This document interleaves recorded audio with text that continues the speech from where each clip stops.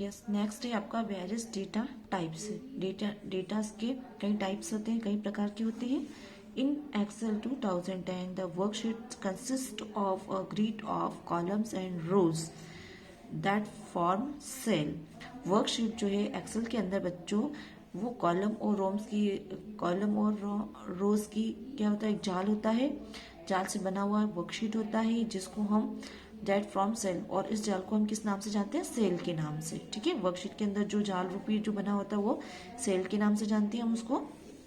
We enter 3 types of data in cell, और हम 3 type से डेटा जो है सेल के अंदर एंटर करते हैं। जैसे फर्स्ट है लेवल के रूप में, वैल्यूज के रूप में, देन फॉर्मूलाज के रूप में। ठीक है, ये चीज हम जो है सेल के अंदर टाइप करते हैं।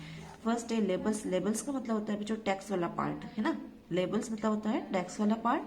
Are descriptive pieces of information such as names, months or other identifying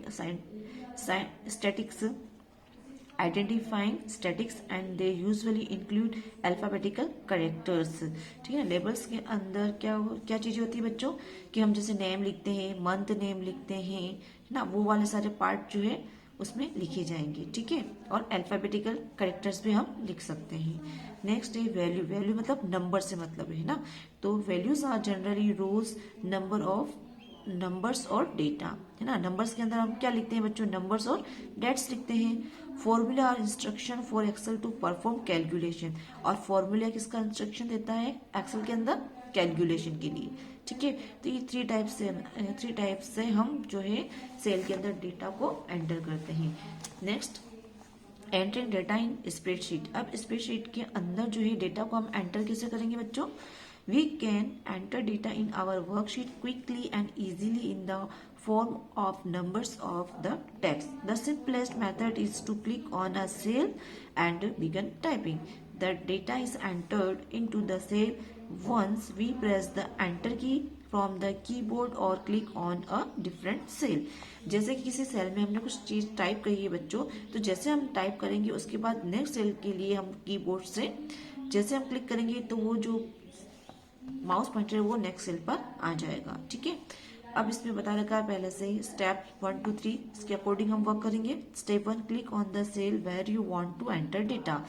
हम माउस पॉइंटर को वहीं क्लिक करेंगे जहां पर हम जो है डेटा को एंटर करना चाहते हैं, जिस सेल के अंदर। ठीक है, देन टाइप द डेटा, और वहां पे क्या करेंगे, डेटा को टाइप कर देंगे। डेटा में क्या क्या चीजें आती है पता चल गया ना बच्चों, क्या होता है, नेम्स लिखना, मंथ नेम लिखना, स्टूडेंट्स नेम लिखना, ये सारी चीजें उसमें आ जाएगी आपकी। The data you types appear in the active cell and in the formula bar. Step 2, press enter key to enter the data and move down 1 cell. Step 3, repeat step 1 and 2 until you finish entering all your work। जब तक अपना पूरा work नहीं होता वही step 1 और 2 आपको continue repeat करनी है। ठीक है, नेक्स्ट बच्चों, सेल एंड सेल एड्रेस। अब सेल और सेल के अंदर सेल एड्रेस कैसे फाइंड करेंगे या कैसे टाइप करेंगे। A cell is called the instruction of each column and row with a worksheet. Worksheet के अंदर जो कॉलम और रो के साथ जो बना हुआ पार्ट है वो उसको क्या कहते हैं, सेल कहते हैं। ठीक है, a cell is the basic unit of a worksheet into which you enter data। वो सेल जो होती है वो वर्कशीट की एक यूनिट होती है जिसके अंदर हम क्या करते हैं, डेटा को एंटर करते हैं। ठीक है बच्चों, जैसे कि ये जनरली मैं ये बता रही हूँ, ये वाला जो पार्ट होता है ना, ये वाला पार्ट इस टाइप का, ये जो पार्ट आपके बने होते हैं ये वाले, तो ये चीज आपकी सेल कहलाएगी। तो इसमें आपको टाइप करना होता है। ठीक है, जैसे यहाँ पे मैंने लिखा है स्टूडेंट्स नेम, तो यहाँ पे स्टूडेंट्स यहाँ पे टाइप करूंगी। ठीक है ना, पूरा स्टूडेंट नेम, फिर नेक्स्ट जो आएगा तो उस पर टाइप करना पड़ेगा आपको। ठीक है बच्चों, तो ये आपको जनरली बच्चों आपको प्रैक्टिकल में समझ में आएगा, है ना। Next, each worksheet in a workbook has 16,384 columns and 10,48,576 रोज।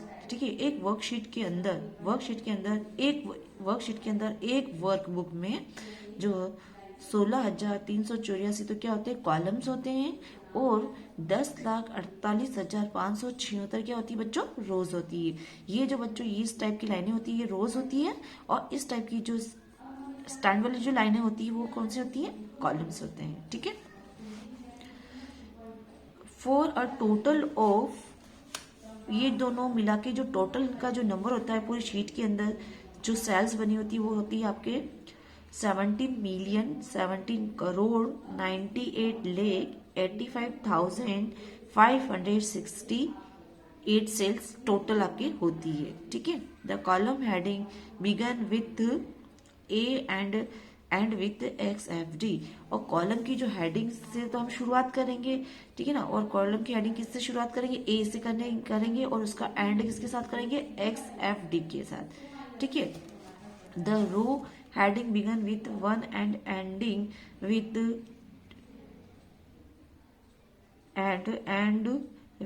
10,048 10,48,577 इसके साथ हम एंड करेंगे, ठीक है। Only a small fraction of the active worksheet is display on the screen at one time. A cell is referred by its unique address of cell reference which is the coordinate of intersecting column and rows. To identify a cell, specify the column letter first followed by the row number. For example, cell reference B8 refers to the cell located at the intersection of the column B and row 8, ठीक है। इसमें बच्चों cell address जैसे कि हमने लिखा था B8 है ना, सेल का रेफरेंस, तो इसको आइडेंटिफाई कैसे किया जाएगा कि बी तो कॉलम है और रो नंबर 8 है, ऐसे आपका आइडेंटिफाई होगा, ठीक है। Cell address, a cell in your worksheet is activated or selected for entering data into it, then active cell in the picture is A1. The active cell is identified in a 3 ways. अब जो active है अपनी जो cell जो है वो identify 3 तरह से होती है ना, कि कैसे अपन पता लगाएंगे कि सेल एक्टिव है। तो फर्स्ट आपका जो है 3 वेज है। फर्स्ट है कि heavy border surrounded the cell, cell की तरफ चारों तरफ वो डार्क जो हैवी बॉर्डर होगा तो उससे अपने को क्या लगेगा कि ये जो वाला पार्ट, ये वाला जो सेल है वो एक्टिव है। Then second, the active cell reference the display immediately above column A in the name box and, और ये जो सेकंड जो आप सेल जो एक्टिव रेफरेंस बताएगा वो तुरंत जो कॉलम ऊपर ए के ऊपर जो आपका बॉक्स बना हुआ वहां पे आपको एक्टिव होके जो हो रहा वो आपको शो हो जाएगा। Third, the column heading A and row heading 1 is highlighted so that it is easy distinguish the active cell. और थर्ड जो है कॉलम वाले जो पार्ट और रो वाले पार्ट के अंदर हेडिंग ए और हेडिंग 1 पे अगर वो हाईलाइट वाला पार्ट दिखता है तो इसका मतलब भी क्या होता है, एक्टिव वो सेल है ना। नेक्स्ट है आपका using AutoSum. We can use the AutoSum button is Excel 2010 to quickly sum a row or a column of value in an Excel worksheet, ठीक है ना। ऑटो सम बटन के द्वारा जो है बच्चों हम जो है क्विकली जो सम जो भी होते हैं किसी भी तरह का जो सम है वो रो और कॉलम के अंदर हम उसको सॉल्व कर सकते हैं। Thus, auto some button is located in editing group of the home tab, और ऑटो सम बटन जो होता है वो कहाँ स्थित होता है, एडिटिंग ग्रुप के अंदर, और एडिटिंग ग्रुप कहाँ होता है, होम टैब के अंदर, ठीक है। When we click the button, जब हम इस बटन को क्लिक करते हैं, Excel insert the built-in sum function, तो Excel के अंदर पहले से बना हुआ होता है sum function into the active cell and simultaneously select what the program think is the most likely range of numbers that we want added together, और जैसे हम वहां क्लिक करेंगे तो वो सम जो है वो सामने वैल्यू हमारे सामने शो हो जाएगी, और उसके अकॉर्डिंग हमें जो ऐड करना है तो हम उसके साथ उस रेंज के अकॉर्डिंग ऐड करेंगे।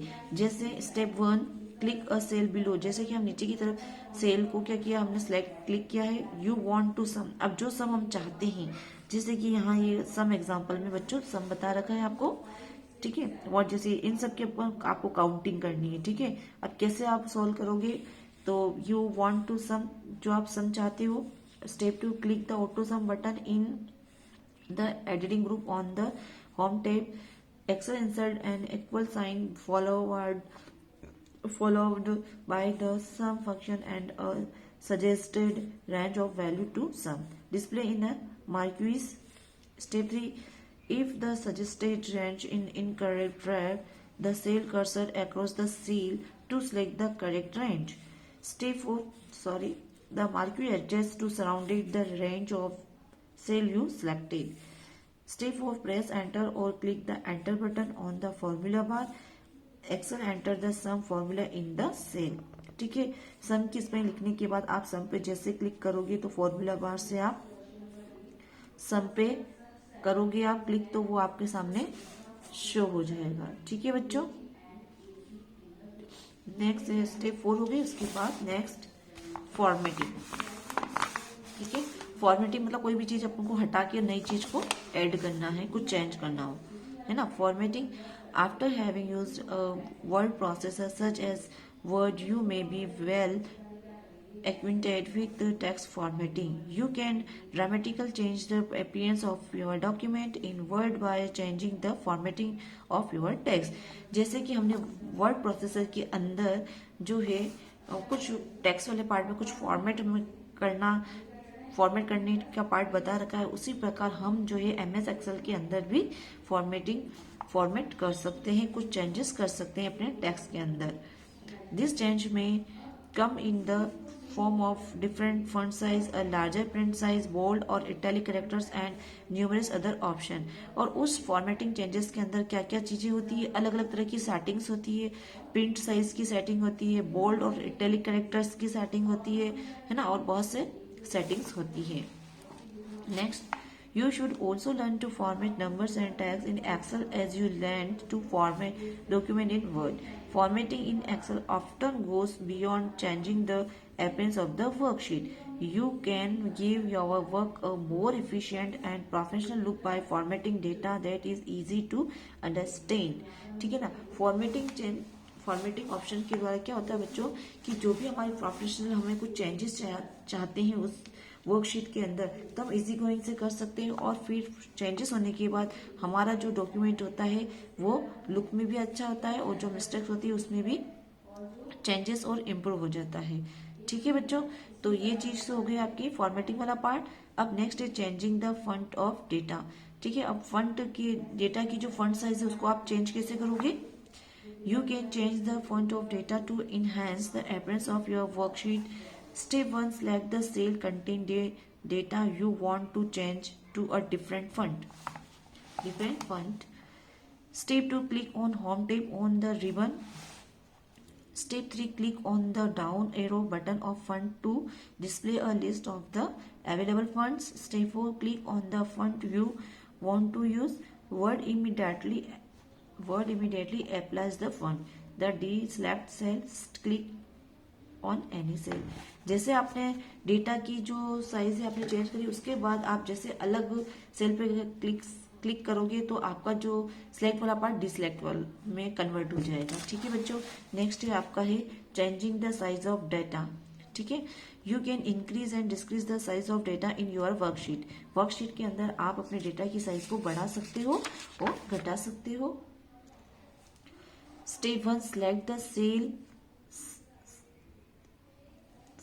the cell containing data you want to change to a different font size. Step 2, click on Home tab. Step 3, click on the down arrow button of font size to display a list of the available size. Step 4, click on the size you want to use. Word immediately apply the new size. जिस size पे आपने apply किया है तो वो size तुरंत ही आपके सामने शो हो जाएगी। ठीक है बच्चों, नेक्स्ट वाला आपका पार्ट है bold, italic and underline data. ठीक है, यू कैन होल्ड इटैलिक्स और underline data to emphasise data in your worksheet. First step 1, select the cell contain data you want to bold, italic और underline. ठीक है, bold मतलब बच्चों होता है डार्क, इटैलिक मतलब तिरछा करना वर्डों को ना, वर्ड्स जो लिखे हुए उनको तिरछा लिखना, और अंडरलाइन करना। Step 2, click on Home tab on the ribbon. Step 3, click on one of the following buttons. B bold, I stand क्या करता है इटैलिक को, U अंडरलाइन। ठीक है, ये वाला पार्ट बच्चों मैंने MS माइक्रोसॉफ्ट जो सॉफ्टवेयर है उसमें भी ये चीजें यूज आती हैं, तो सेम चीजें। ठीक है, then the data appear in the style you selected. जो आप स्टाइल सेलेक्टेड करोगे तो वो चीज आपके सामने अपीयर हो जाएगी। To remove a bold, italic और अंडरलाइन स्टाइल रिपीटेड स्टेप 1 2 3। और जैसे आप ये इटैलिक या बोल्ड किसी को भी सेलेक्ट करते हो, उसके बाद आप क्या करोगे, बाहर आके आप डिसेलेक्ट करोगे, माउस को क्लिक करोगे तो आपका जो जो पार्ट क्या हो जाएगा, डिसेलेक्ट हो जाएगा और पहले वाली पोजीशन में आ जाएगा। ठीक है बच्चों, नेक्स्ट